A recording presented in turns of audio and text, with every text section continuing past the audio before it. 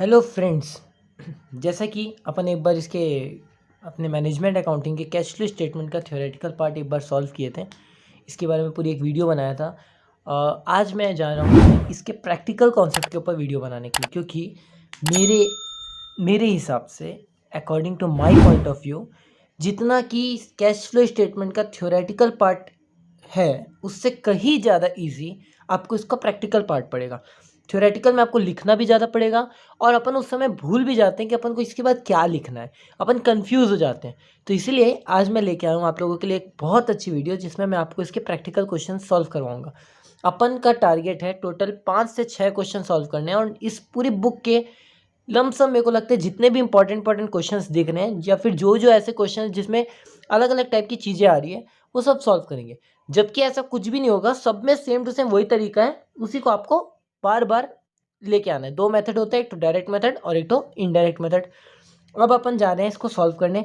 अब देखिए, सबसे पहले पहला क्वेश्चन जो आपकी निकिता का है, पहला क्वेश्चन जो निकिता का है उसको कैसे सॉल्व करना है आपको क्वेश्चन देख के समझ में आना चाहिए। पहले क्वेश्चन में आपको क्वेश्चन देख के समझ में आना चाहिए। देखिए, from the following summarised cash book, मतलब ये जो आपको दिया वो क्या है, कैश बुक है। ठीक है, ये जो इतना सा पार्ट दिया वो क्या है, कैश बुक का है। ठीक है, और ये जो पार्ट दिया है ये कैश बुक का डेबिट साइड है और ये कैश बुक का क्रेडिट साइड है। ठीक है, ये कैश बुक का डेबिट साइड है, ये कैश बुक का क्रेडिट साइड है। अब देखिए, आपको कैश बुक दिया है कब का, 31 मार्च 2020 का, according to AS3 accounting standard 3 का। किसका दिया, मरीन ड्राइव लिमिटेड का दिया। देखिए, सबसे पहले आपको क्या बोला है, कैश बुक का ओपनिंग बैलेंस। ओपनिंग बैलेंस क्या है, ये ओपनिंग बैलेंस, इसका काम कब आता है, लास्ट में। याद है, मैं आपको बताया था इसमें आंसर चेक किया जा सकता है, वही है। उसके बाद दिया रिसिप्ट फ्रॉम कस्टमर। अगर आपको लिख दिया रिसिप्ट फ्रॉम कस्टमर, अगर आपको कैश बुक दिया है ना, तो आप इसी पॉइंट से स्टार्ट करेंगे अपना सोल्यूशन। समझ लीजिए, अगर आपको रिसिप्ट फ्रॉम कस्टमर दिया है क्वेश्चन में तो यही आपका स्टार्टिंग पॉइंट होगा। क्लियर है, यही फर्स्ट में लिखोगे। इसके बाद जो जो आपको पैसा मिला, उसके बाद जो जो आपको पैसा मिला वो आपको लिखना है ऑपरेटिंग एक्टिविटी में। सेल ऑफ मशीनरी आपका ऑपरेटिंग एक्टिविटी में नहीं आएगा।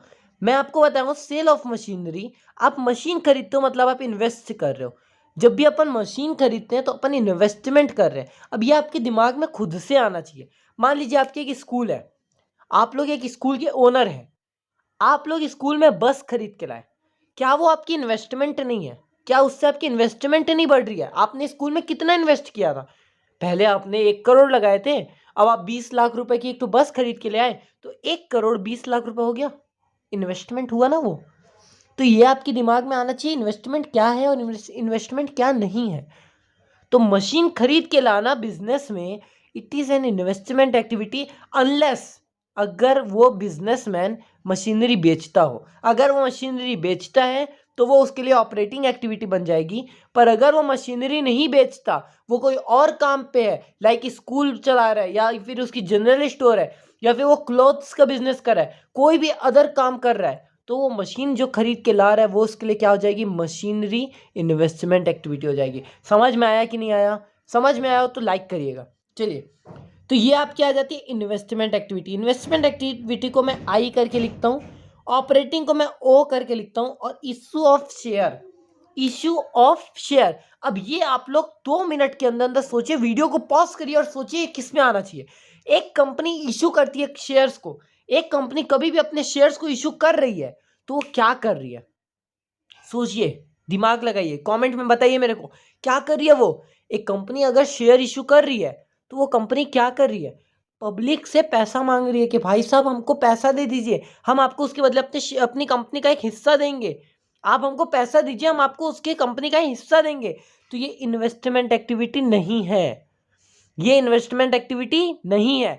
अगर आप शेयर्स को परचेज कर रहे हो, मतलब अगर आप किसी कंपनी के शेयर को परचेज कर रहे हो, वो आपके लिए इन्वेस्टिंग एक्टिविटी है। पर अगर आप अपनी खुद की कंपनी का शेयर्स किसी को बेच रहे हो तो वो आपके लिए इन्वेस्टिंग नहीं, जबकि फाइनेंसिंग एक्टिविटी है। समझ में आया? नहीं आया हो तो समझिए अपन शेयर्स कब इशू करते हैं, जब अपन को फाइनेंस की जरूरत होती है। अपन को जब फाइनेंस की जरूरत होती है अपन शेयर्स देके सामने वाले से पैसा लेते हैं। अपन अपनी कंपनी का एक छोटा सा हिस्सा एक शेयर होल्डर को देते हैं और उससे अपन क्या लेते हैं, पैसा लेते हैं।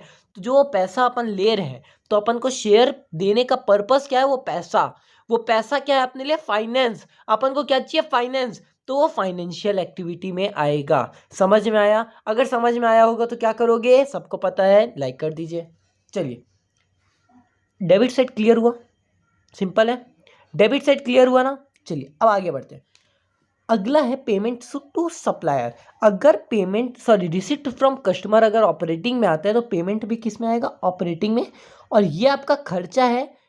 अब जितने भी खर्चे हैं उसको क्या करना था, माइनस। तो इसको मैं 2 नंबर पे डालूंगा, सेकंड नंबर पे। Purchase of machineries. अब याद करिए, याद करिए, याद करिए, अभी जस्ट थोड़ी देर पहले बताया, आपकी स्कूल है, आप अपनी स्कूल के लिए बस खरीद के ला रहे हैं, तो वो क्या है, इन्वेस्टिंग है कि फाइनेंसिंग है? दिमाग में सोचिए जल्दी से और कमेंट करके बताइए क्या है। वीडियो को पॉज करिए, कमेंट करिए, उसके बाद वीडियो को ऑन करिए और देखिए क्या है वो, इन्वेस्टिंग एक्टिविटी है। बहुत बढ़िया, जिनका सही आया बहुत बढ़िया, बहुत अच्छे से चल रहा है। नेक्स्ट है wages and salaries. Wages and salary, अब इसको भी आप समझिए। अपन वेजेस किसको देते हैं और अपन सैलरीज किसको देते हैं? वेजेस भी अपन लेबर को देते हैं, सैलरी अपन अपने एम्प्लॉयज़ को देते हैं। वेजेस अपन अपन लेबर को देते हैं, सैलरी अपन किसको देते हैं, एम्प्लॉयज़ को देते हैं। क्या ये दोनों ऑपरेट करने के लिए हेल्प करते हैं? क्या बिजनेस को ऑपरेट करने के लिए ये दोनों चाहिए? भाई साहब दिमाग लगाओ, रिलायंस कंपनी है, मुकेश अंबानी अपने ऑफिस में बैठा है, उस दिन उनके यहाँ एक भी इंसान काम करने नहीं आया, क्या वो ऑपरेट कर पाएंगे? नहीं कर पाएंगे। तो वेजेस एंड सैलरी किस में जाना चाहिए, ऑपरेटिंग एक्टिविटी में। बहुत बढ़िया, ऐसे ही चलते जाएगा, ठीक है। Rent, rates and taxes. Rates and taxes को तो मैं नहीं बोलूँगा, उसमें आप लोग थोड़ा कंफ्यूज हो सकते हो, आगे नहीं होगे, आगे अपन वो वहीं पे जाएगा। पर अपन कॉमन सेंस लगा के ये समझ सकते हैं, रेंट किस में जाना चाहिए, रेंट किस में जाना चाहिए। मान लो अपन बिजनेस कर रहे हैं एक ऐसे लैंड के ऊपर जिसको अपन लीज में लेके रखे हैं। लीज मतलब अपन उसको रेंट पे लेके रखे, मान लो। तो रेंट किस में जाना चाहिए, रेंट आपका जाएगा ऑपरेटिंग में, क्योंकि अगर आपका रेंट का पेमेंट हो रहा है तो आप ऑपरेट करने के लिए खर्चा कर रहे हो। मतलब अगर आप उसका पेमेंट नहीं करोगे तो आप ऑपरेट नहीं कर पाओगे, इसलिए किस में जाना चाहिए, ऑपरेटिंग एक्टिविटी में जाना चाहिए। अब याद रखिएगा, इनकम टैक्स भी होता है ना, वो ऑपरेटिंग एक्टिविटी में आता है। याद रख लीजिए, दिमाग में बैठा लीजिए अच्छे से, ठीक है। अब बात करते हैं डिविडेंड्स की। अच्छा ये बताइए, डिविडेंड किसको पेमेंट करते हैं? क्या डिविडेंड अपन अपने कस्टमर को पेमेंट करते हैं? नहीं। क्या डिविडेंड अपन अपन बैंक लोन वालों को पेमेंट करते हैं? नहीं। क्या डिविडेंड अपन अपन मशीनरीज के ऊपर लगाते हैं? नहीं। तो डिविडेंड किसको पेमेंट करते हैं? भाई साहब जो शेयर्स अपन खरीद के लाए ना, वो शेयर होल्डर अपन से क्या चाहता है, डिविडेंड चाहता है। क्या चाहता है, डिविडेंड। जो शेयर्स अपन उसको बेचे हैं, तो वो शेयर होल्डर बोलेगा, भाई साहब आप बोले मेरे को कंपनी का हिस्सा मिल रहा है, तो आपकी कंपनी ने इतना प्रॉफिट कमाया, उस प्रॉफिट का एक हिस्सा मेरे को भी तो मिलना चाहिए। तो वो जो हिस्सा उसको मिलता है उसको प्यार से अपन बोलते हैं डिविडेंड। उसके घर का नाम क्या है, डिविडेंड है। तो डिविडेंड किसको देते हैं, शेयर होल्डर्स को। शेयर होल्डर किस में आता है, फाइनेंसिंग एक्टिविटी में। तो डिविडेंड भी किस में जाएगा, फाइनेंसिंग एक्टिविटी में। समझ में आया? सिंपल है ना, सिंपल है ना। चलिए अब बात करते हैं रीपेमेंट ऑफ डिबेंचर्स। देखिए शेयर होता है, एक तो शेयर्स में इक्विटी शेयर और प्रेफरेंस शेयर होता है, एक होता है डिबेंचर्स, एक होता है बॉन्ड्स। ये सब कुछ नहीं है, कंपनी एक पब्लिक से पैसा लेती है, उसके बदले में एक उसको लीगल डॉक्यूमेंट देती है, that I owe to you, कि मैं आपको पैसा दूंगी। एक कंपनी उसको बोलती है कि ये जो पैसा है ये आपका पैसा है, ये पैसा मैं आपसे उधार में लूँ, ये डॉक्यूमेंट इस बात का प्रूफ है। तो ये जो डिबेंचर है ये भी फाइनेंसिंग एक्टिविटी में आएगा, आएगा ना। रीपेमेंट कर रहे हैं तो भी फाइनेंसिंग में आएगा, अगर इशू कर रहे हैं तो भी फाइनेंसिंग में आएगा। और लास्ट में क्या है, बैलेंस सीडी। ये होता है आपका क्लोजिंग बैलेंस। इतना समझ में आया? क्वेश्चन समझ में आ गया ना? इसी तरह क्वेश्चन को गोद दिया करो। एक बार क्वेश्चन गोदना सीख जाओगे ना तो आपका सॉल्यूशन भी हो जाएगा। ये बाबा, जो भी बाबा आप मानते हो, उनका आशीर्वाद है आपके ऊपर, ठीक है। So let's go for the solution. चलिए सॉल्यूशन में चलें, चाय पी के चलें। चलो चाय पिला दो तब। चलो हो गया, आ जाते हैं, बाद में पिला देना कभी। सॉल्यूशन में जाने से पहले एक बार मैं आपको बोलूँगा, वीडियो को पॉज कर लीजिएगा, ऑनेस्टली पॉज कर लीजिएगा, क्वेश्चंस को फिर से जाके एक बार पढ़िएगा। कहीं पे भी कुछ भी डाउट है, वीडियो को फिर बैक जाइए, समझिए। मैंने एक एक पॉइंट अच्छे से समझाया, आगे वाले क्वेश्चन में नहीं समझाऊंगा। अगर मैं समझाने गया ना तो ये वीडियो 1 घंटे की बन जाएगी, ठीक है। पर फिर भी मैं कोशिश कर रहा हूँ कि बने जितनी भी हो, पर आपको अच्छे से समझ में आए। ज़्यादा होगा 2 पार्ट में बनाएंगे, पर अच्छे से समझेंगे, ठीक है। क्योंकि क्या है, बहुत सारे लोग 2-2 3-3 मिनट का देख के छोड़ देते हो वीडियो, पर मैं चाहता हूँ आप लोग वीडियो को पूरा देखो। पूरा देखोगे तो चैप्टर भी पूरा अच्छे से आएगा। भाई 15 नंबर चाहिए ना, तो 15 नंबर के लायक देख लो। पता चला 15 नंबर चाहिए पर देखते 2 नंबर के लायक हो यार, ऐसे मत किया करो, ठेस पहुँचती दिल पे। चलिए क्वेश्चन सॉल्यूशन करते हैं, प्यार से लिख देते हैं एक तो सॉल्यूशन। सबसे पहले क्या आता है, ऑपरेटिंग एक्टिविटी। क्या आता है, ऑपरेटिंग एक्टिविटी, क्योंकि अपन ऑपरेट नहीं करेंगे तो अपन बिजनेस नहीं कर रहे। तो सबसे पहले अपन लिखे ऑपरेटिंग एक्टिविटी। अब देखिए ऑपरेटिंग एक्टिविटी के अंदर मैं क्या बोला था, सबसे पहले कहाँ से स्टार्ट करोगे, रिसिप्ट फ्रॉम कस्टमर से, क्योंकि यही पैसा है जो आपसे मिल रहा है ऑपरेटिंग एक्टिविटी में। बाकी ऑपरेटिंग एक्टिविटी में कुछ नहीं मिल रहा है। मिलने की जगह में देखो, डेबिट साइड में देखो, ऑपरेटिंग एक्टिविटी वाली बस एक ही चीज़ है, पहले मिलने वाले को लिखते हैं। तो cash receipt from customer 3 lakh रुपए लिख दिए, लिख दिए। अब पेमेंट सेक्शन में जाओ, ऑपरेटिंग वाला कितना खर्चा दिख रहा है भाई, 1 2 3 4, 4 खर्चा दिख रहा है। इन चारों खर्चों को प्यार से अच्छी अच्छी हैंडराइटिंग में यहाँ पे लिखते जाइए। Cash payment to supplier, wages and salary, rent and taxes और इनकम टैक्स, ठीक है, ठीक है। ये सब को माइनस प्लस करने के बाद जो बचा ये आपका हो जाएगा cash flow from operating activity. अगर ये पॉजिटिव में आ रहा है तो ये कैश इनफ्लो है, और अगर ये नेगेटिव में आ रहा है तो ये कैश आउटफ्लो है। समझ में आया? चलिए ऑपरेटिंग एक्टिविटी ही बस खतरनाक है, इन्वेस्टिंग बहुत इजी है। ये वाले केस में ऑपरेटिंग इजी था तो ये मत समझिएगा इजी है, ऑपरेटिंग थोड़ा हार्ड है, मैं खुद मुंह पे बोल रहा हूँ। अब नेक्स्ट आता है इन्वेस्टिंग एक्टिविटी। इन्वेस्टिंग में देखिए आपको जहां से पैसा मिल रहा है पहले उसको लिखिए, मेरे हिसाब से जो पहले मिलता है उसको लिखा करो। तो cash receipt of from sale of machinery, ये दिखा 45,000 में बेचे, 45,000 को पहले लिखो, फिर माइनस करो परचेज ऑफ मशीनरी, ये रहा 40,000, इसको लिखो। 5,000 रुपये यहाँ पे भी क्या हो रहा है, इनफ्लो हो रहा है। क्यों इनफ्लो हो रहा है, क्योंकि आंसर पॉजिटिव में आया है। इतना समझ में आया? लास्ट में आता है फाइनेंसिंग एक्टिविटी। तो यहाँ पे भी पहले मिलने वाले को लिखो। मिलेगा कब, जब आप शेयर्स या डिबेंचर्स या बॉन्ड्स को इशू करते हो या फिर बैंक लोन से पैसा लेते हो।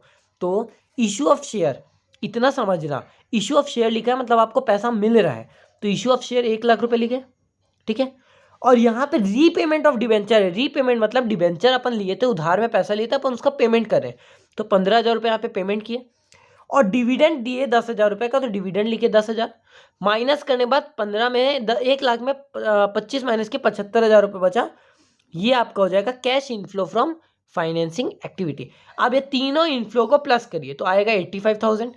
85,000 में ओपनिंग बैलेंस को प्लस करिएगा 5,000 को, तो आंसर आ जाएगा क्लोजिंग बैलेंस का। देखिए 85,000 में प्लस किए ओपनिंग बैलेंस को तो आंसर आ गया क्लोजिंग बैलेंस।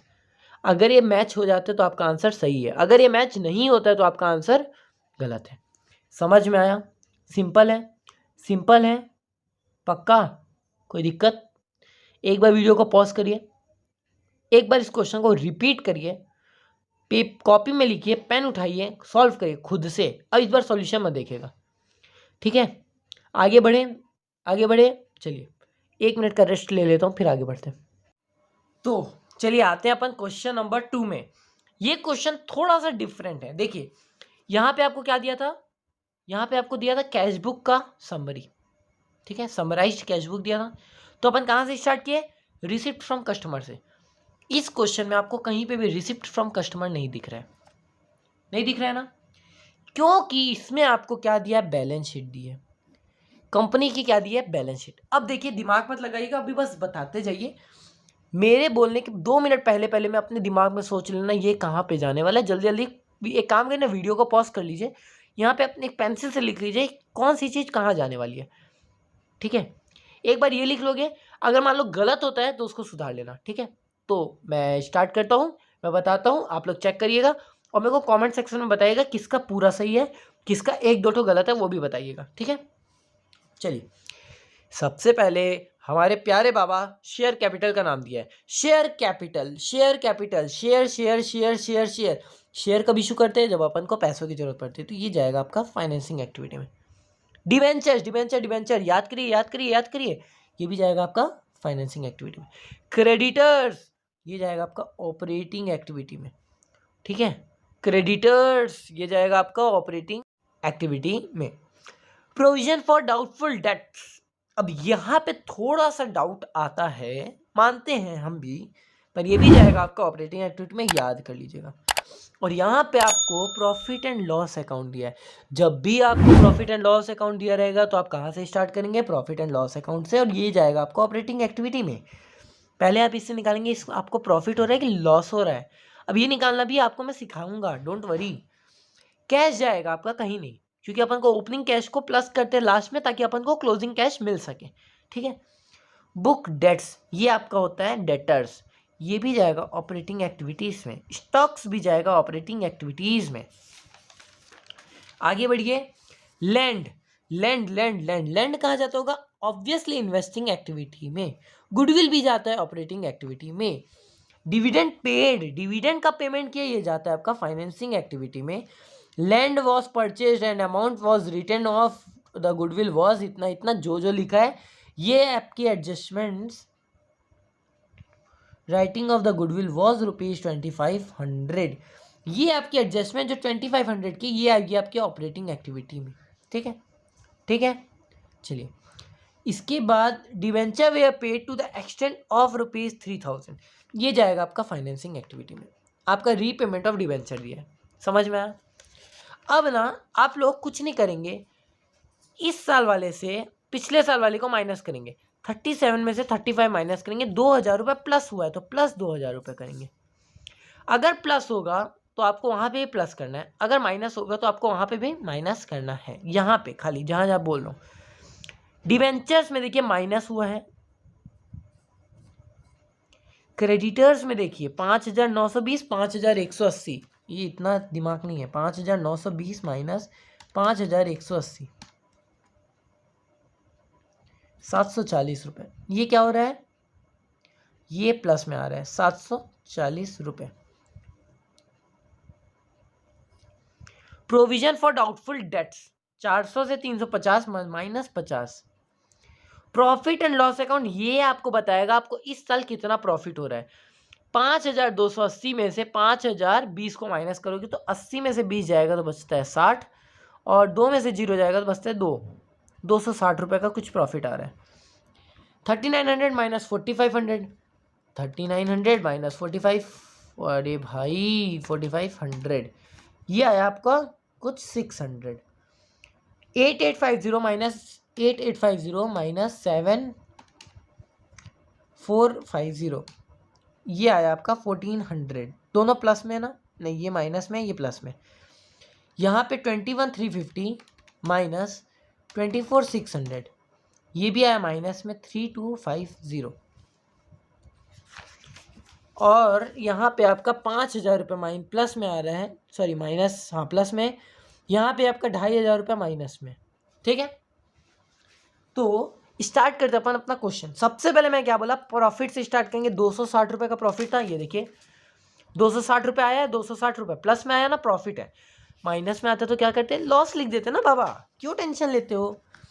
अब इसमें से जितने भी नॉन कैश आइटम है, नॉन कैश आइटम है या जो नॉन ऑपरेटिंग है, मतलब जो ऑपरेटिंग में नहीं आता, उसको यहाँ से हटाएंगे, क्योंकि जब अपन प्रॉफिट कैलकुलेट करते हैं, आपको याद होगा अपन प्रॉफिट एंड लॉस अकाउंट बनाते हैं, तो वहाँ पे अपन सारा खर्चा माइनस करते हैं, डिविडेंड का भी, ठीक है, लैंड के ऊपर डेप्रिसिएशन भी, गुडविल राइट ऑफ करने का भी, सारा खर्चा वहाँ से माइनस करते हैं। तो यहाँ पे नॉन कैश और नॉन ऑपरेटिंग वाले को वापस क्या करोगे, प्लस कर दोगे। जैसे कि डिविडेंड पेड, ये क्या हो गया, प्लस हो गया 1750, ये वाला जो खर्चा था ये प्लस हो गया। गुडविल रिटर्न ऑफ 2500 रुपये, ये भी यहाँ पे क्या हो गया, प्लस हो गया। अगर ये गुडविल यहाँ पे नहीं लिखा रहता ना, तो भी यहाँ 2500 रुपये को प्लस करना पड़ता, क्योंकि यहाँ पे राइट ऑफ होता हुआ दिख रहा है। 5000 से 2500 हो गया, 5000 से 2500 हो गया, मतलब 2500 रुपये राइट ऑफ किए हो, ये आपकी अंडरस्टैंडिंग होनी चाहिए। ये दोनों को प्लस किए, ठीक है। अब operating profit before working capital changes आया। वर्किंग कैपिटल चेंजेस मतलब करंट एसेट और करंट लायबिलिटी को चेंज करने के पहले आप दिमाग में बैठा लीजिएगा, जब भी करंट एसेट डिक्रीज होगा तो वो ऐड होगा, और जब भी करंट लायबिलिटी इंक्रीज होगी तब वो ऐड होगा। क्यों होगा ऐसा, तो भी वो भी आपको सबसे समझाता हूँ। करंट एसेट का एग्जांपल क्या है, स्टॉक पहले 24,600 था, अब भी 21,350 है, मतलब 3,250 का क्या हुआ होगा, माल 3,250 से कम हुआ, मतलब अपन उसको बेचे होंगे। और अगर अपन सामान बेचे हैं तो अपन को क्या मिलेगा, पैसा मिलेगा। बात समझ में आई, बात समझ में आई। अगर अपन 3,250 की सामान को बेचे हैं तो अपन को पैसा मिलेगा, भले मिला ना हो पर मिलेगा ना, मिलेगा ना, इसीलिए वहां पे ऐड करते हैं। और इंक्रीज इन करंट लायबिलिटी को क्यों ऐड करते हैं, आपको करंट लायबिलिटी का एग्जांपल क्रेडिटर्स है। 740 रुपए से क्रेडिटर बढ़ गया, 740 का पेमेंट करना था पर अपन नहीं किए, बाद में करना है, तो अपना पैसा बच गया ना। अपना पैसा बचा कि नहीं बचा, सच सच बताना, बचा ना। आज के दिन तो पैसा बच गया ना, अपन उसको बाद में पेमेंट करेंगे, इसीलिए वो आपके लिए इनफ्लो है। इसलिए इन दोनों को क्या करते हैं, ऐड करते हैं। तो यहाँ पे आप ऐड कर दीजिए 3,250, क्रेडिटर का 740 और प्रोविजन का 50 रुपये, ठीक है। और माइनस क्या करोगे, अगर करंट एसेट्स इंक्रीज होता है, अगर करंट एसेट्स इंक्रीज होता है, क्योंकि करंट एसेट इंक्रीज होगा तो आपको पैसा नहीं मिला, पैसा नहीं मिलता है, अपन उस पैसे को कहीं इन्वेस्ट करके रखें तो वो पैसा आज अपन को नहीं मिला, बाद में मिलेगा, तो आज के दिन वो अपने लिए आउटफ्लो हो गया, ठीक है। तो इंक्रीज इन करंट एसेट्स को माइनस करते हैं, तो ये माइनस किए तो जो आपका बचा ये आपका आ गया ऑपरेटिंग एक्टिविटी। समझ में आया। इन्वेस्टिंग तो बहुत सिंपल है, यहाँ देखिए ऑपरेटिंग थोड़ा सा हार्ड लगा होगा आपको, इन्वेस्टिंग बहुत सिंपल है।